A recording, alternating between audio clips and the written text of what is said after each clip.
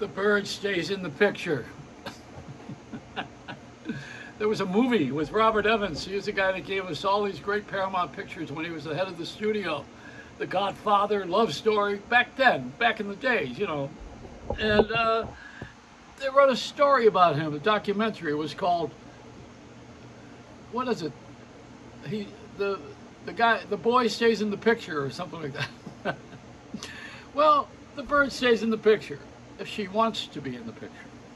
You know, I found all these great toys that we bought for the bird to play with. My God, it's like having a child. They even have a birdie depends. They got a little sling that you put on the bottom of the bird. God forbid they should poop. It's a society of dunces. I'm telling you, you got to sit in the corner, put that hat on, and say you're sorry. Let me get my. I got to cover my chin. We're so used to wearing masks, nobody sees chins anymore, except in Chinatown. So here we go now. Look at. Hey, this is the headless talk show host. As if the talking head, they used to call it, when it was just a guy on television talking, when they had big cameras and lights and sound and they couldn't move anything around, they were not mobile, long before there was social networking, where we were bored to death with everyday people. So you see, people who are not trained to be on the air, who don't have a point of view and don't have an objective issue, they usually are boring. So, you know, I'm a born-again Christian, bored. You got to come around again, and the next life is going to be a lot better. You know, it used to be at an accident, for instance, when someone showed up at the accident. If you had an accident or something happened, some crime, even a terrible thing, the first person on the scene would be the cops. Now it's a lawyer. I'm Morgan and Morgan, Detective Morgan and Morgan, Coroner Morgan and Morgan. And we're the biggest national law firm. We're the ones that get the job done. We get the money. You don't pay us until we collect. And when we collect the money, then you give us more than we deserve and a bigger share than ever. I'd rather pay the guys an agent's fee. Just give them 15%, make the deal. What the hell are we talking about? I'm going to split my money with you? I had my accident. Why don't you wear my brace that I had in the accident? Why don't you have the seatbelt go off? And also, incidentally, they make a seatbelt now that has a chin strap on it now. No, you wear the seatbelt out of the car. It's a masking device. But so is government. Governments have been masking devices for a long time. See, one of the big problems in life is that we allow people to have lifetime jobs that they don't deserve. And that's the truth. You know, see, being a senator and a congressman, we don't need to have a guy there for 20, 30 years. You know, you should not be, it's not a retirement plan. It's supposed to be a little volunteer army. I mean, nobody does that. If a general doesn't stay in the army for 70 years, I mean, you know, you gotta serve your time, serve your purpose, and go home. But see, they have all kinds of money involved. They get police security protection from Secret Service, I guess. And they get money from retirement, they get pension, they get medical for life, they get treated like royalty because they still call senator, still call your honor, congressman, except if you had a sexual acting out, then you call schmuck. You know, there's a lot of people who are still in office that really, they get in office and then they plan the next event. Like this Ted Cruz, Tom Cruise is having a bigger problem than Ted Cruz. Tom Cruise can't get to shoot his Mission Impossible, which is a sequel to a sequel to a sequel. He can't do that because of the pandemic. You know, it's hard to get people to commit to doing these stunts and things when they have to touch each other, and there's a virus that's still going on. I mean, you're not going to do a movie with a mask unless it's Phantom of the Opera, and then it's the wrong mask. Or The Lone Ranger, wrong mask. But the thing is that we have a society of dunces, as I say, and Tom Cruise is not Ted Cruz. Ted Cruz is that idiot from Texas. Whether you're a Republican, Democrat, the guy is a jerk. You know, I mean, really, he's just a professional jerk. But we need that. You need to have Al Sharpton. He's another professional jerk. You have people who are professionally irritant. That's what they do.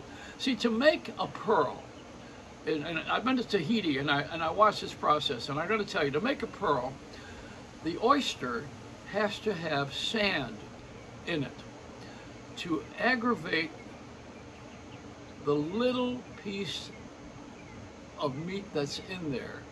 And it's the sand being abrasive against that particular item in there between that little flesh. It's the sand that irritates it that creates the pearl. So the pearl comes from irritation.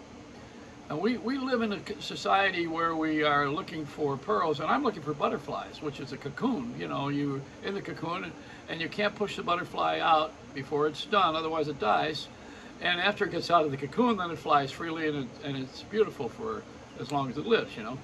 But that's I like the butterfly principle a little bit. I wear this butterfly since I went to that DeSisto school years ago, where you get rewarded with a butterfly in the parent group. But you know, that school's closed now.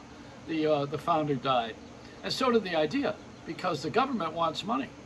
They make money off of illnesses. They make money off of people who have recovery problems. AA is not a money maker. That's an organization. You go to meetings, you follow the 12 steps. But in the other programs where you're living in a place where they have room and board, they usually have it priced about $1,000 a bed, I think, for kids. This is for children. And then what do? They put the kids in a room like that and have them watch video games. Like Grand Theft Auto, I think, is the beginner's kit. You know, and then they should show them the NRA documentary on how they make rifles, how the history of Winchester. Is that in Hartford, Connecticut? I think it is.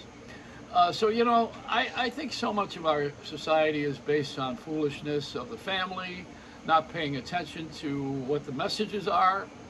There was something in school yesterday, Friday, I think it was, where the teacher in a middle school showed the kids how to pick cotton, because that was the black history of being cotton pickers. Of course, there were white cotton pickers too, let's face it. And when the black slaves, well, not everybody picked cotton, but the teacher wanted to make a point and show how difficult it is to pick cotton and what a miserable life it is. I mean, what are we doing? Why don't you come and do my job? I'll show you how miserable a life this is. Get off your social network ass and come and do this. Sit here and have no writers and have a little phone and make a show out of it. I dare you to do this one here. And there are those who are capable of that. But they're usually not on television. They're on TikTok for 30 seconds with some ridiculous little piece of business that is entertaining. If you watch all of these things all day long, you'll have the brain of a LeSueur pea, frozen and very small. But this is the way we live. We're training people to be down instead of up. We have to, as Oprah's boyfriend said to me years ago, Stedman said, you can't push people, you have to pull them up. And I wish Oprah would listen to him. You can't push issues, you have to pull people up. And incidentally, while I'm on that subject, why are we having the Prince of England over here worrying about him more than we are housing? You know, these people don't live poorly. You know, they are successful people with money and fame and fortune as a rule. They don't live like all of the regular people in the ghetto. They're not living like on the streets. They're not experiencing the same things. I don't wish that on anybody, but I'm saying, you know, this is a different measuring stick. You cannot take people from the street, it's my fair lady, and all of a sudden say, okay, now go and do this. You have to be trained. School, entertainment, training, talent needs to be trained, needs to be nurtured, needs to be promoted.